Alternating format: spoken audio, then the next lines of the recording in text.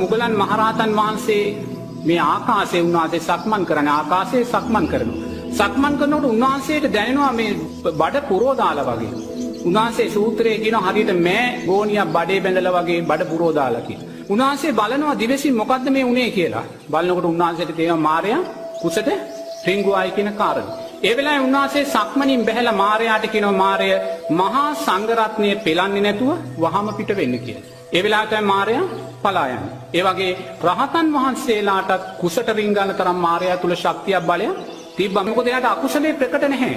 ඇයි අකුසලයේ ප්‍රකට නැත්තේ? එයාගේ පින ඒ තරම් බලවත්. මුගලන් මහරහතන් වහන්සේ කියනවා මාරය මම ඔබ හොඳට අඳුරනවා. මොකද මං කකුසඳ බුදුරජාණන් වහන්සේගේ කාලේ එදා මම තමයි දුසී මාරයා හැටියට හිටියේ. දැන් මෙයාගේ නම වසවත් වෙන්නේ, අරයාගේ නම දුසී මාරයා. මේ දුසී මාරයා නෝනා ඇවිල්ලා එදා කකුසඳ බුදුරජාණන් වහන්සේගේ ප්‍රධාන ශ්‍රාවකයෙක්, ප්‍රධානම ශ්‍රාවකයා තමයි විදුර කියන අග්‍ර ශ්‍රාවකින් වහන්සේ. විදුර කියන අග්‍ර ශ්‍රාවකින් වහන්සේට ළමයෙකුට මාරාවේශ වෙලා ඒ ළමයා ලව්වා ගලකින් ගහලා විදුර මහරහතන් වහන්සේගේ හිස පලනවා. මුළු මාරාවේශ කරනවා මුළු ගමම. එතකොට කකුසඳ බුදුරජාණන් වහන්සේ කියනවා මහණෙනි ඔන්න මාරයා මේ ගමේ මිනිස්සුන්ට වැහෙනවා. ඒ නිසා අද ඔබලා ප්‍රත්‍යක්ෂාවෙන් යුතුව පිණ්ඩපාතය ගන්න.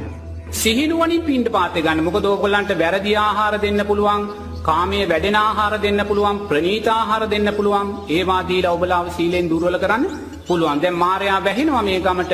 ඒ නිසා පරිස්සමෙන් ප්‍රත්‍යක්ෂාවෙන් ආහාර ගන්න කියනවා. ස්වාමින් වහන්සේලා බොහෝම ප්‍රත්‍යක්ෂාවෙන් ආහාර අරගෙන ඒ මාරාවේශය පරාද කරනවා. ඊට පස්සේ ආයිමත් සැරයක් බුදුරජාණන් වහන්සේ කියනවා මහණෙනි අද ආයිමත් මේ ගමේ මිනිසුන්ට මාරයා ආවේශ වෙනවා. ආවේශ වෙලා ඔබලාට ගහන්න පුළුවන්, බනින්න පුළුවන්, එලවන්න පුළුවන්, නරක වචන කියන්න පුළුවන්. ඒ නිසා මේ සතියේ මෛත්‍රී විහරණයෙන්ම ගත කරන්න කියලා. ඒතකොට ස්වාමීන් වහන්සේලා ඒ සතියේ මෛත්‍රියෙන්ම ගත කළා. මාරයාට අවකාශයක් ලැබුණේ නැහැ.